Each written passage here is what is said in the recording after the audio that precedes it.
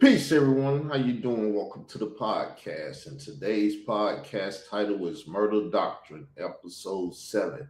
Hashim Nzinga exposed the new Black Panther Party secrets is what we're going to be doing here today on this podcast. So prepare, people.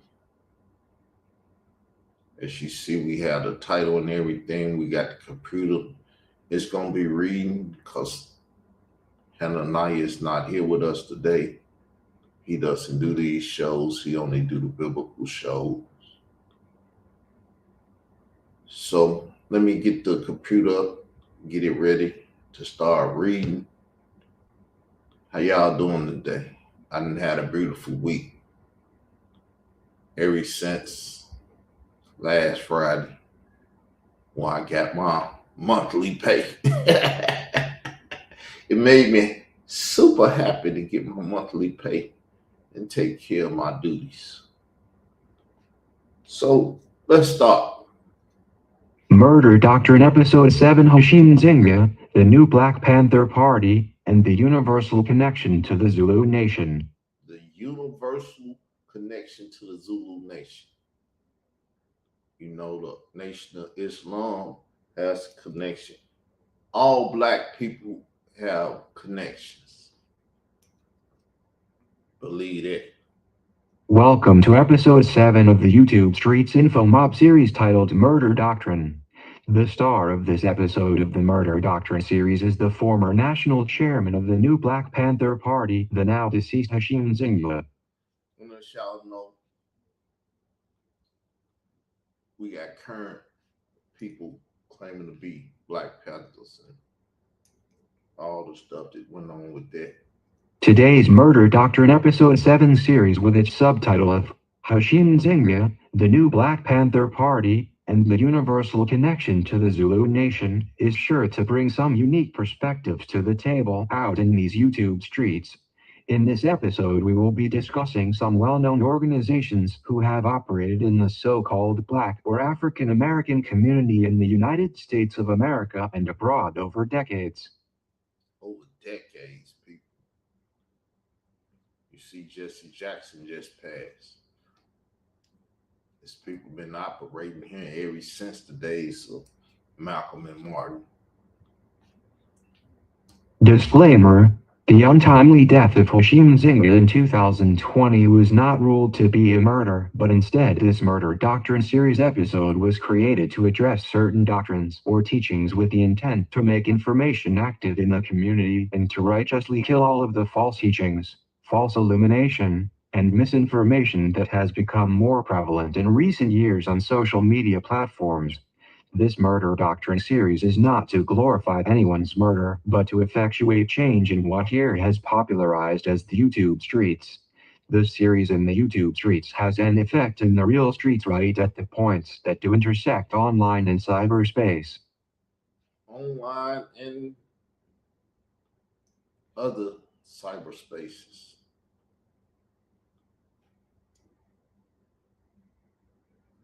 And with the 50 Cent and the T.I. beef and everything, stuff is getting more tense, people. But T.I. and 50 Cent is trying to be me. And what I did to old boy going at his mother. To make some things clear early in this episode, I personally was able to interview Hashim Nzinga on my Israel Doctrine platforms prior to his death, which occurred in the year 2020. As well as interviewing Hashim Nzinga, I would reach out to him on a few occasions in the Facebook Messenger after interviewing him. I want to make it another point that I was introduced to Hashim Nzinga by none other than my former online partner, the Digital Pit Boss. I have been speaking more recently on the Digital Pit Boss, following my wanting to prove that Digital Pit Boss is the actual big homie in Pirupacoama, California-based gang The Bloods. Digital Pit Boss is someone who will drive Hashim Nzinga to various functions from Atlanta, Georgia, and when me and Digital Pit Boss was tearing down paradigms in the conscious community together, he introduced Hashim Nzinga to my platform, and I was able to interview and maintain a relationship with the deceased former chairman. With every episode of the Murder Doctrine series here always uses the personal connections I have made along with the 6 degrees of separation of the social influencers in the YouTube streets and offline in order to provide the viewers with an experience that is unique to the Israel Doctrine entertainment platforms. Nothing need to be said.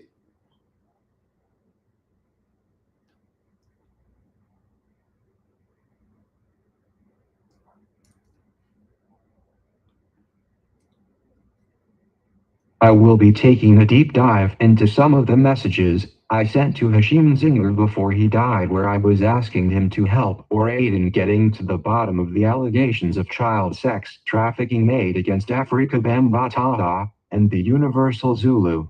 Some key questions I will be asking during this episode. 1. Has the new Black Panther Party been infiltrated from within? 2. Was the new Black Panther Party used to cover up or overturn allegations of sex trafficking against organizations like the Universal Zulu Nation? 3. Is there a connection between the Universal Zulu Nation and the new Black Panther Party? 4. Was Hashim Nzinga operating under a code of silence as it relates to other Pan-African organizations? 5.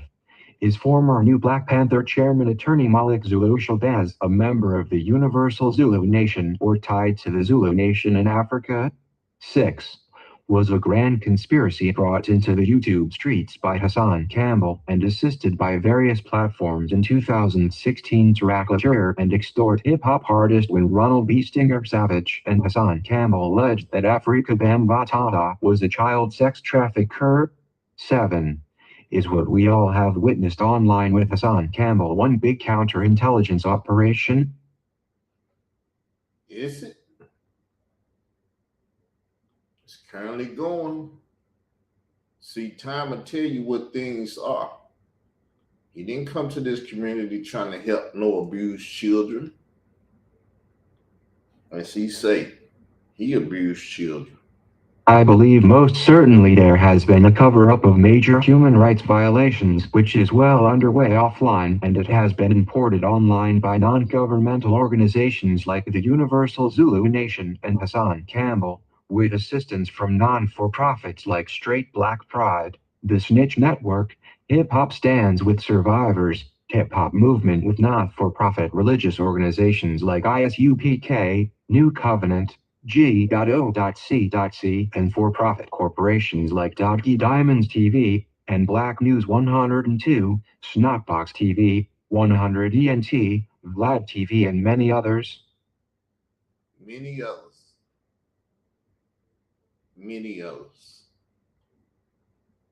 The YouTube street is flooded with government informants. Is the new Black Panther Party in agreement with members affiliated with the Black Panther Party? Here is what a basic wiki search tells us about the new Black Panther Party. The new Black Panther Party, NBPP, is an American black nationalist organization founded in Dallas, Texas, in the late 1980s. Despite its name, the NBPP is not an official successor to the Black Panther Party. Members of the original Black Panther Party have insisted that the new party has no legitimacy and that there is no new Black Panther Party. The group is characterized by its departure from many of the socialist ideals of its namesake and towards New Africanism. The Anti-Defamation League, the Southern Poverty Law Center, and the U.S. Commission on Civil Rights consider the NBPP to be a hate group, accusing the organization and its leaders of racism and anti-Semitism.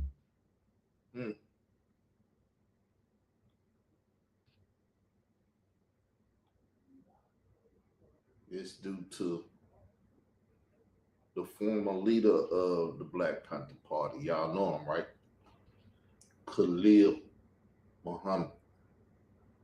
Khalid. Make sure I say the D. Put it in the, down low brother voice. I want to make it clear that even though I spoke to Hashim Nzinga personally, Israel Doctrine Entertainment LLC deals in Israelite nationalism, and by default I believe that sojourning with Israel destroys all arguments of anti-Semitism, i.e., I preach that the Bible shows us during the Exodus that people of all national origins can be nationalized in the nation of Israel by way of sojourning laws expressed in the Old and New Testament. Does the Black Panther Party of the new Black Panther Party in agreement with its members or affiliates using strategic lawsuits against public participation against indigenous people claiming to be Israelites of the Christian faith and living in North America? When I say Israelite, I do not want to be confused with those who place the term Hebrew in front or compound to identify themselves as Hebrew Israelites. I am speaking of the literal nation the Bible speaks of was formed by Hebrews and those mixed nations that left Egypt with them all becoming one nation or simply Israel after the baptism of the Red Sea as described in the biblical text. I will deal with this more in future episodes, so let us get back to the stars and reasons of this episode. Stars and reasons of this episode, people. We got a nice little ways to go, though. There's a lot of information here. Hopefully, y'all taking y'all time listening to it. If you don't catch it the first time, listen the second time. I appreciate it. With the recent conviction of hip-hop mogul Sean Puffy Combs in 2025 for adult sex crimes and R. Kelly and his conviction for sexual assault of minor teens, and with all the rumors that has taken place in hip-hop culture over the past over 50 years, it is no coincidence that we all have witnessed these claims that at the top of the hip-hop and entertainment culture of black excellency in the United States, many of the people participating with the mainstream and Hollywood platforms are secretly into practices of the occult, with modernized Freemasonry and the Greek fraternities and sororities being seemingly in sync, and with the Divine Nine and talented 10th Black fraternal organizations, there has been almost virtually a complete wall of silence as social influencers like Hassan Campbell tell tales of sex, money, and murder for hire against large non-governmental organizations like the Universal Zulu Nation. I believe that we are all being subjected subliminally and directly with a satanic and Luciferian cult in hip-hop culture. Nothing need to be said, do it. What's understood need not be explained. That's what they told me when I was younger. So the satanic cult is very deep and very wide, operating behind a black veil right inside of the black or African American community and in lockstep with other races inside of rackets and operating with impunity in the mainstream and on YouTube.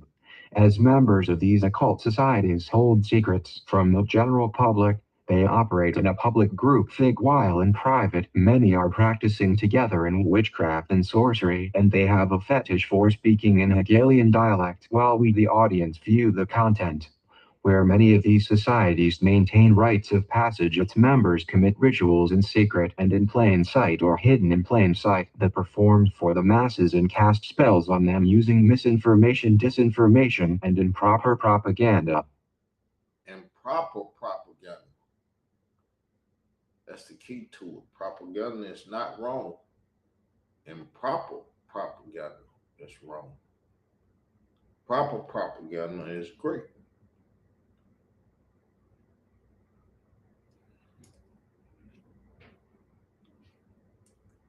Since the early days of media being broadcast on television, we now are experiencing the modernization of our public airways under the guise of social media platforms like YouTube, Rumble, TikTok, Instagram, etc., and it all intersects out in these YouTube streets.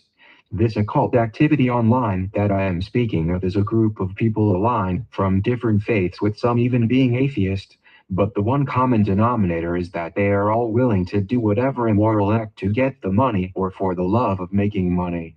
These individuals will partake in any and every immoral and unethical activities, and at all costs or by any means necessary to, as they may say, get to the bag. I believe that the events are real, but a lot of the news being reported on is fake. I believe that real crimes are occurring, but the reports are being used to muddy up the investigations in order to provide cover stories for actual real crimes that have occurred. In this episode will add some insight into my experience with some pivotal figures operating in the public and private partnerships that shape and mold public opinion and popular culture. Yes, yes, yes, yes. activities, people. Since the days of the 1960s, when leaders like Martin Luther King and Malcolm X spoke during the civil rights era, we are now seeing the final formations of a modern communist, Marxist, socialist society. This caste of people from different national origins and various walks of life believes in pillaging individuals who are not members of their societies. In many instances, these individuals are allied with foreigners in order to circumvent people with rights to this landmass of North America, and sadly the pillaging works because some of the people assisting are from inside the country, but have turned against the very people who are not aligned with the status quo or part of the latest fraternal gatherings at foundational black universities. I am speaking to you all about what people in modern social circles consider to be so-called black excellency. Black ecstasy. I don't like nothing black, like I don't like nothing Hebrew. None of that stuff. I'm Israel only.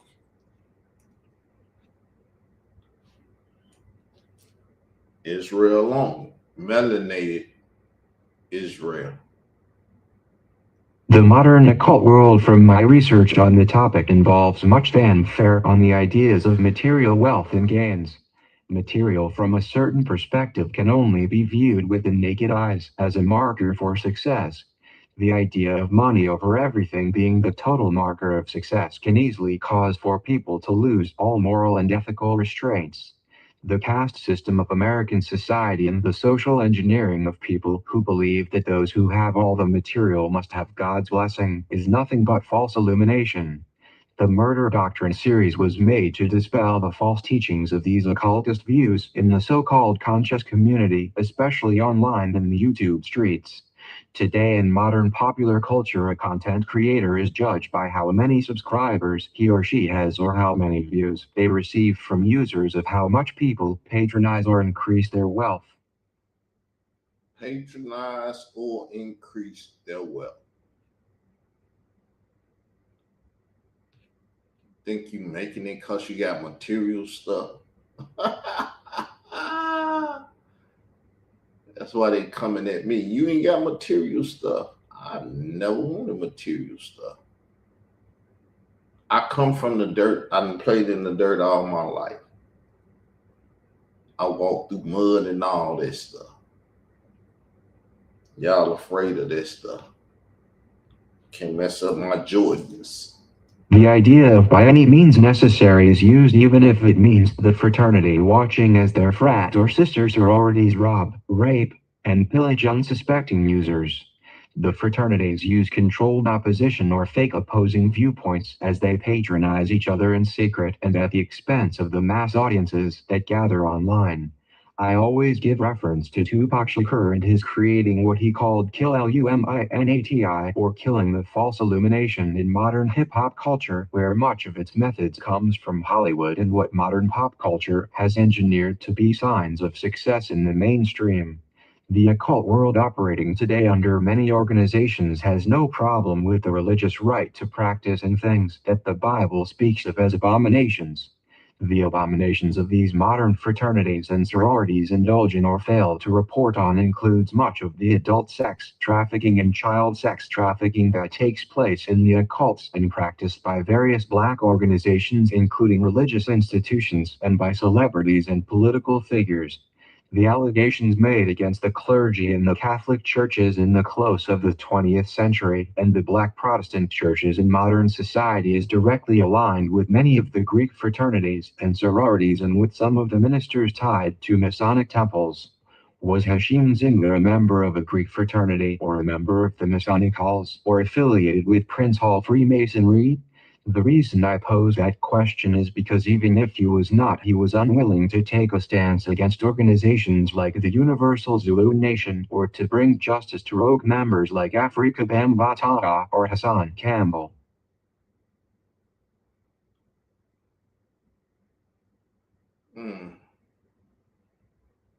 Something happened and I'm getting out of line.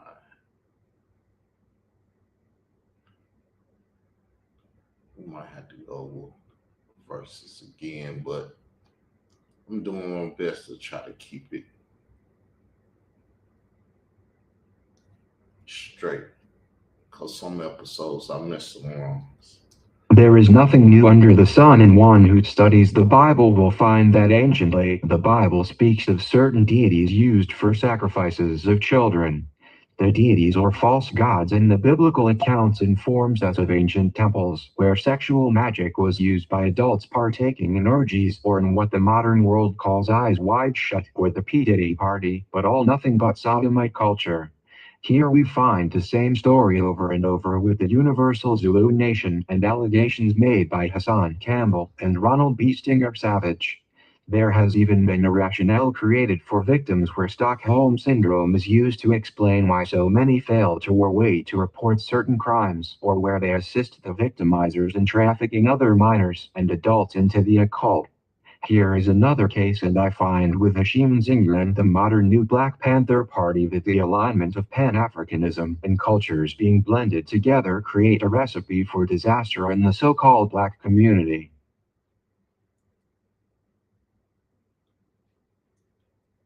I believe that if it is left unchecked, we will continue to have people like Hassan Campbell become heavy influencers over large flocks of people, all using brainwashing tactics and craft and sorcery to confuse the masses.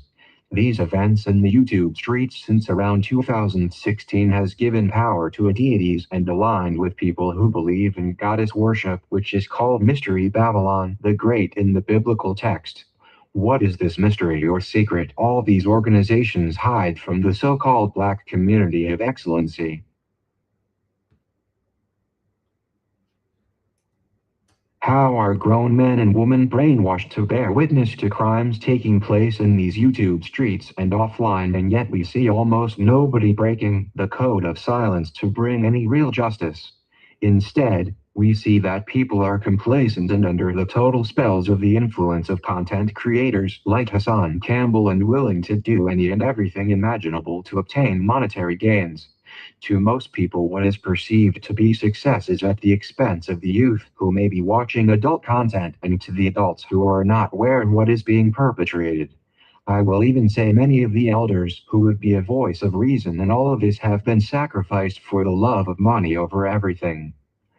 Since the death of Hashim Nzinga in 2020, my research has led me to some key reasons that I think may answer why he declined to assist in my movement online to challenge Hassan Campbell and to bring justice to his Afrika Bambaataa child sex trafficking allegations.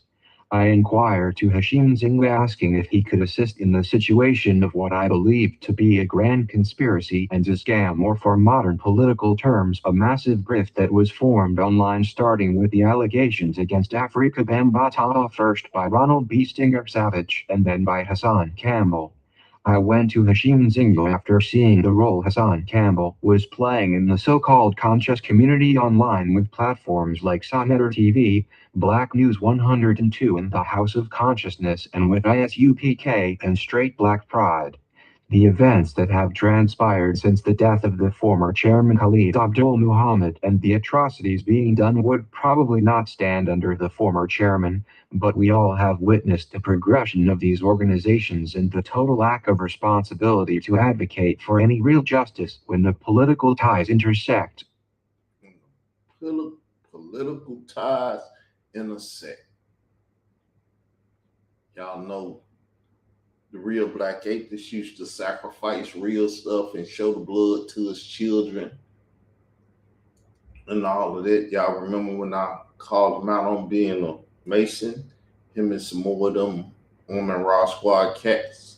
I know I am making bold statements that some may try to discredit as conspiracy theory, but let me explain why I formed these conclusions as it relates to Hashim Nzinga, the new Black Panther Party, and what he told me when I asked to take a stand with the Universal Zulu Nation and allegations made by Hassan Campbell and Ronald Savage. If you have followed the Afrika Bambaataa Universal Zulu Nation allegations of child and adult sex trafficking since 2016, then you may have heard of Israel Doctrine Entertainment on YouTube. Ronald B. Stinger Savage and Hassan Poppy Campbell came out in 2016 alleging that Afrika Bambaataa was a sex trafficker of minors and that had molested them as teenagers with countless other child victims. At that time, Israel Doctrine Platforms was the foremost info activist, making information active on all things in the online conscious community. I ain't got no position though, says the first writer to say Bambaataa was gay and date raping people.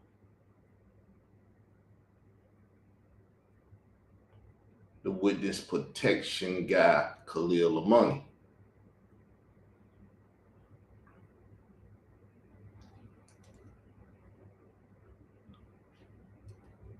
In 2016, most of the online conscious scholars would mainly be frequented on Sonnetta TV, Black News 102, and the House of Consciousness out of Harlem, New York. Israel Doctrine, the digital pit boss, and in the black media later changed to Hip Hop News Uncensored, was the antithesis to a lot of what platforms like Sonnetta TV was promoting. Whether it was allegations of scamming the community or claims of unethical business practices, the Israel Doctrine entertainment platform at the time was growing as a force in YouTube streets. I want you all to remember that Digital Pit Boss was in a partnership with Israel Doctrine Entertainment. When we get more into my reaching out to Hashim Nzinga, I want this episode to all make sense on why I would think that Hashim Nzinga could help a movement my platform started in YouTube streets. The movement started by Israel Doctrine Entertainment was to find the whereabouts of a teenager reported to have been statutorily raped by Afrika Bambaataa in an apartment in New Rochelle in the area of New York City on April 1, 2013. The reported statutory rape is said to involve an underage victim retaliating and stabbing Afrika Bambaataa and his manager Ahmed Henderson, who was in the apartment at that time but said to be in another room and alerted by commotion that occurred during the stabbing, and that he also would receive wounds from the underage teenage victim of the sexual assault. I want to make another point here that there is a connection to the Hashim Nzinga and Frank Gehry of Sonnetta TV, with both being members of the new Black Panther Party under the tutelage of its former leader Khalid Abdul Muhammad. The new Black Panther Party speaks as follows. Hashim Nzinga, born July 24, 1962, in Midland, Texas, and appointed the NBPP's Chief of Staff in 1994, under the leadership of Dr. Khalid Abdul Muhammad. Throughout the 1990s, he regularly accompanied Dr. Khalid as he lectured and battled the overt racism Americanized Africans consistently encountered throughout the country. I want to also give reference to the chairman of the new Black Panther Party that precedes Hashim Nzinga, none other than Malik Zulu Shabazz of the Black Lawyers for Justice out Washington, D.C. The degrees of separation between black religious organizations or state-backed charitable organizations and private foundations and non-governmental organizations in the Pan-African community of North America can sometimes be of no separation at all. Can be of no separation at all. Oh, don't tell me I lost it. Here we go. Woo. I think I'm losing it. We'll start it right here. I got to get a better program.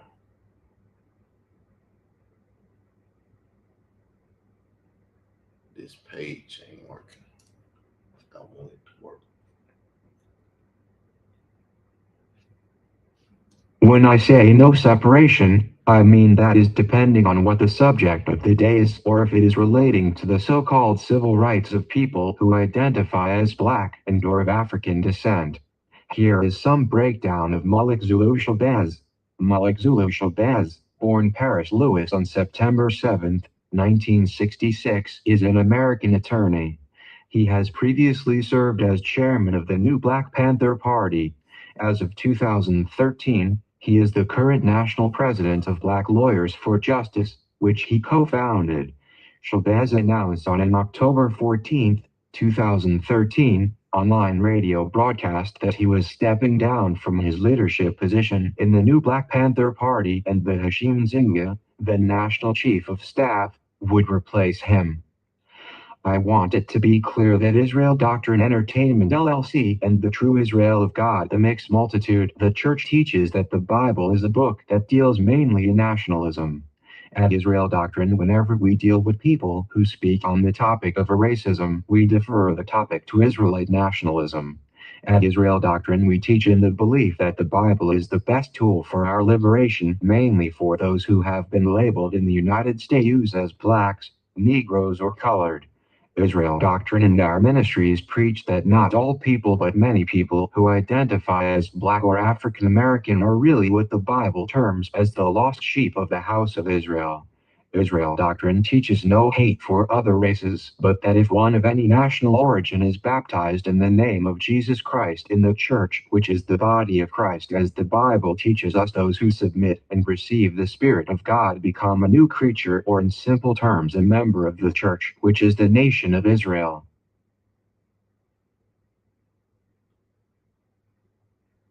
Let's see if we can get it. We can get it.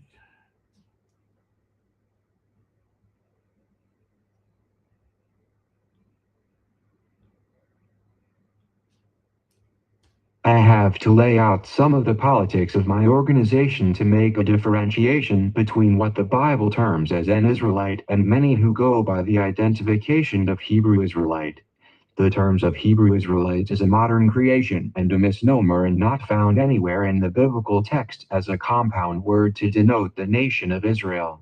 Many have falsely mislabeled the church I founded and even myself to be a Hebrew Israelite, and here is where I make a distinct separation, as many Hebrew Israelite classes was used to interfere with the Afrika Bambaataa child sex trafficking allegations, yet produced no justice other than to promote Hassan Campbell and to allow for him and others to harm the Israelite nation and peoples of all walks with his actions out in the YouTube streets, which includes attacks on the minor children of other YouTube content creators, attacks on the deceased, bomb threats on public venues in New York City, harassment of residents in public housing in New York City, allegations of shootouts and all other manner of filth since coming out against Afrika Bambaataa and the Universal Zulu Nation in 2016. It is important that I add that Malik Zulu Shabazz, former chairman of the new Black Panther Party, witnessed and openly addressed Hassan Campbell's bomb threats made on an event being held with Senator TV in the House of Consciousness, and not one authority was informed to have Hassan Campbell charged with any of his cyber terrorism or crimes committed. But they harass me. They want to put false charges on me like Layla Wheels. Y'all can put them on me. Y'all can do whatever you want to do. I know to stay out of jail, because y'all probably would kill me if I end up in the jailhouse. So I stay in my house. I put myself in jail. After Ronald B. Stinger Savage, who was a former Democratic elected official in New York City Bronx District, was featured on the cover of the New York Daily News publication and then on Fox 5 News with Lisa Evers alleging that he was a childhood victim of sexual molestation by Afrika Bambaataa in 2016, everybody who grew up listening to hip-hop was paying attention.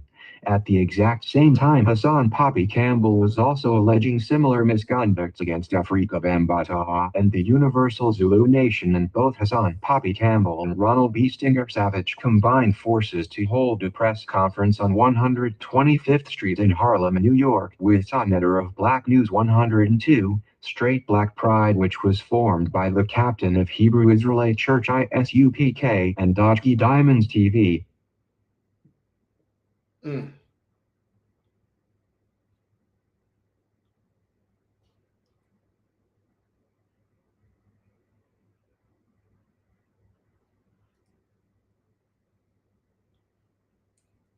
The press conference held for Hassan Campbell and Ronald Savage was a collaboration of various platforms on YouTube with support from social influencers from Young Pharaoh, Ali Muhammad, Frank Gehry, and other non-for-profit and for-profit groups, claiming that they were all bringing awareness to the communities abroad of the human rights violations involving child sexual abuse, murders for hire, bribery, and extortion of Afrika Bambaataa, and the cover-ups led over a 40-year period at that time in 2016 by members of the Universal Zulu Nation.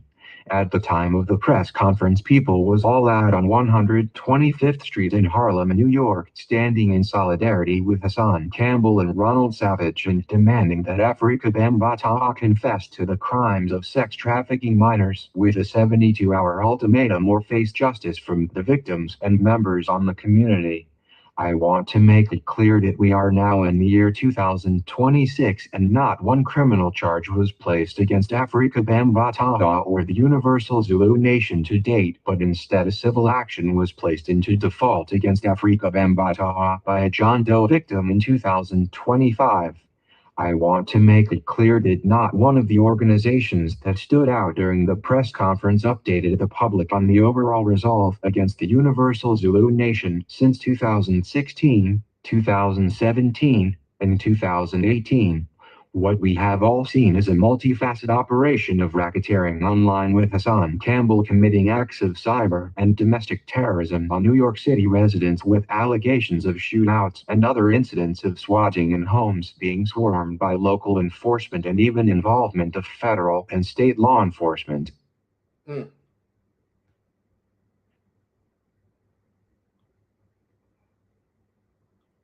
As I said, what's understood need not be explained. So you won't hear much from me. After doing my own research in 2016 into what Ronald B. Stinger Savage and Hassan Poppy Campbell was alleging against Afrika Bambaataa, I was able to get an interview with Hassan Campbell in 2017 on my now wrongfully terminated Israel Doctrine Reloaded YouTube channel. It is important that I say that at that time in 2017 Hassan Campbell was not anywhere close to the social influencer he has become in 2026, but instead he was totally rejected from all the platforms that was standing together at the press conference in 2016. What's understood need not be explained, baby. And if y'all hearing it and understand it, it doesn't need explaining. In 2017, I was a platform that was growing towards over 1 million views, and Hassan Campbell was still trying to find his niche in my YouTube streets. After recording a pre-interview with Hassan Campbell in 2017, I began to find many inconsistencies with his movements online and with activities related to Afrika Bambaataa, the Universal Zulu Nation, and the Zulu Warriors security detail company ran by Muhammad Stanley Bel Islam.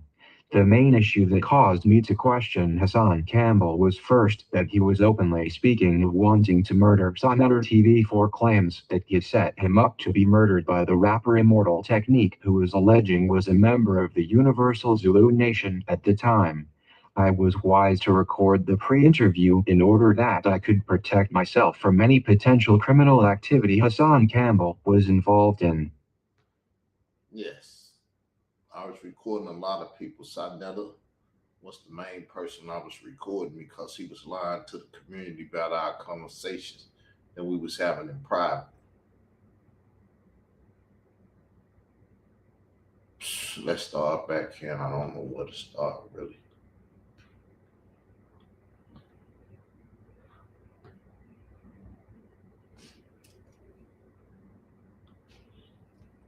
Hassan Campbell would later use my methods of recording him to record what he claimed was a telephone call about WAC 100 of 100 and Big U, the now incarcerated member of the West Coast gang, the Rolling 60s. Here is another reason why Hashim Nzinga and the new Black Panther Party is important to revisit in this episode of Murder Doctrine, because of the digital pit boss being my old partner in the YouTube streets, not only being directly tied to WAC 100 as a member of the Pacoima Bloods in California, but he is also the person who introduced me to Hashim Nzinga, who is the chairman of the new Black Panther Party before he died in 2020.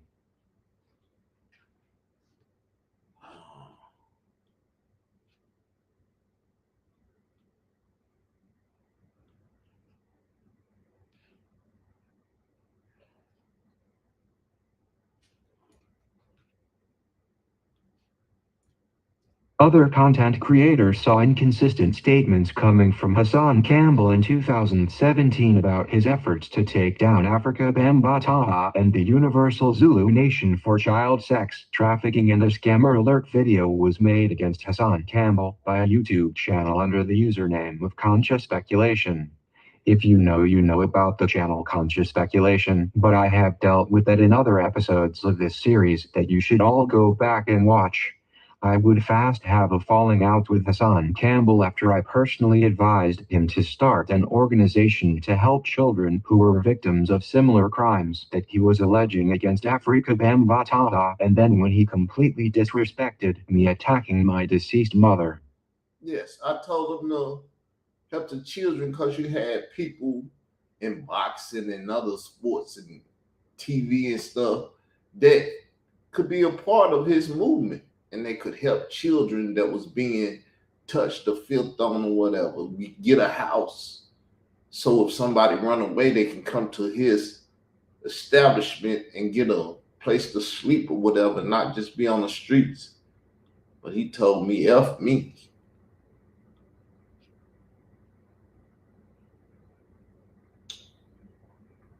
It was F me. I was like, wow. That's why he couldn't deal with me. He had to go deal with Farrakhan and Jay Prince and all the other people. And that's when he became a celebrity to you all. After he disrespected me, the first person to get him rise in the community because nobody else was messing with him. I am very happy that Hassan Campbell did not start an organization for children now that I see what he has done to the community online and offline since he came out against Afrika Bambaataa in 2016. If Hassan Campbell was actually a real childhood victim of Afrika Bambaataa, we can all now see that he became a willing participant later in his adult life as a member of Muhammad Stanley Bell Islam Zulu Warriors Security Detail covering for sex trafficking of minors with Afrika Bambaataa, and as an adult member of the Universal Zulu Nation and an employee of the Zulu Warriors Security Detail Company, he would claim that he was tasked with murdering other underage teenage victims of Afrika Bambaataa. I would find out about the allegations of actual hits and murders ordered against victims by Afrika Bambaataa in my researching that Hassan Campbell did an interview on YouTube content creator Queen's Flip episode number 29 alleging that he was given a photo while he was an adult member of the Zulu Warriors Security of an underage Latino or Hispanic teenage boy by Afrika Bambaataa following a sexual assault of the teen and a stabbing incident with in order for Hassan Campbell along with other Zulu Warriors Security Detail to kill the teenage victim of statutory rape.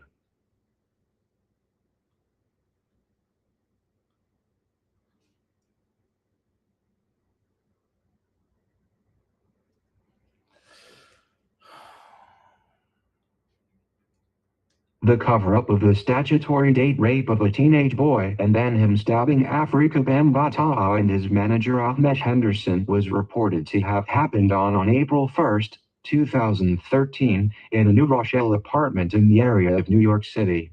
My research would later find that the stabbing of Afrika Bambaataa was reported by a nationally known federal witness after the now deceased DJ K. Slay called him about the stabbing of Afrika Bambaataa and his manager Ahmed Henderson and told him to publish the article titled Afrika Bambaataa, Gay and Date Raping?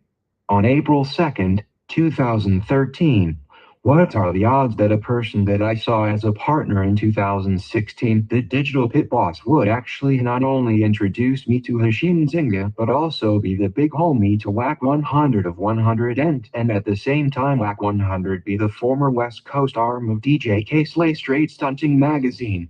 Can you all see the 6 degrees of separation with the movements of organizations and how after I asked for the teenage boy, they said stab Afrika Bambaataa, and how Hassan Campbell was not being arrested or Afrika Bambaataa arrested, but instead YouTube monetization was being used to scam people out of money and views.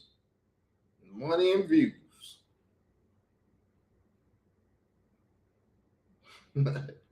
Y'all don't fear rape though.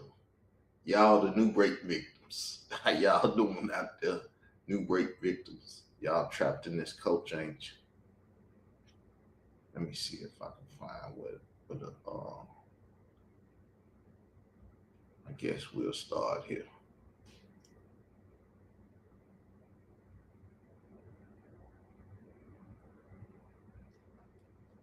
I don't worry about playing stuff twice. Now we see clearly the new Black Panther Party, Universal Zulu Nation, the Prince Hall Masons, and the Moorish Science Temple once stood in solidarity with Malachi Zior, convicted of racketeering and child sex trafficking of minors in the so-called black community. Is this why Hashim Nzinga declined to involve the new Black Panther Party with standing against Hassan Campbell and Afrika Bambataha and the Universal Zulu Nation?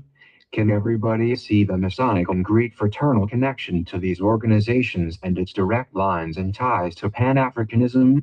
I want to make it clear that I am not disrespecting Hashim Nzinga here, as everything I have asked for the audience to ponder on is the degrees of separation to non-governmental organizations, religious institutions, charitable foundations, and how all of the organizations tied to Hassan Campbell and Ronald B. Stinger Savage in 2016 was political in nature and had a very questionable agenda that has blossomed now in 2026 into a multi-million-dollar racket involving YouTube, AdSense, and these YouTube streets.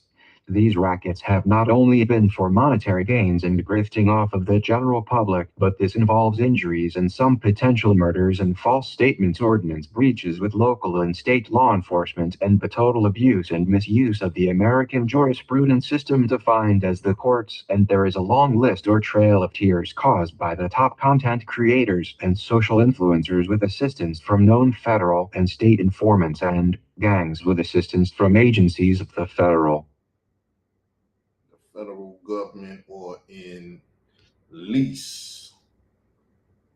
On that now. Here we go. Oh, come on now, what's going on?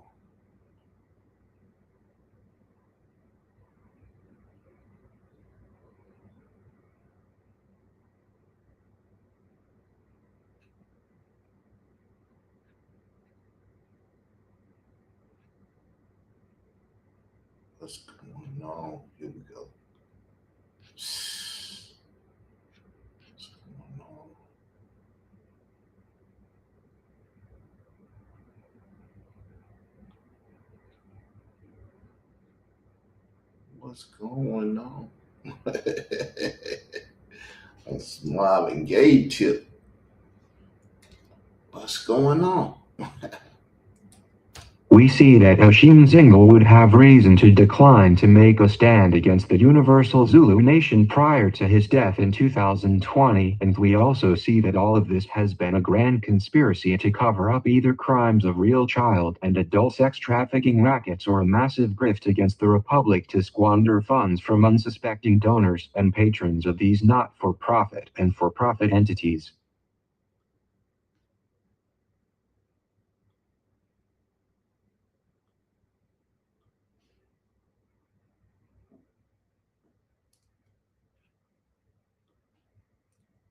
I hope that you all have been thoroughly entertained.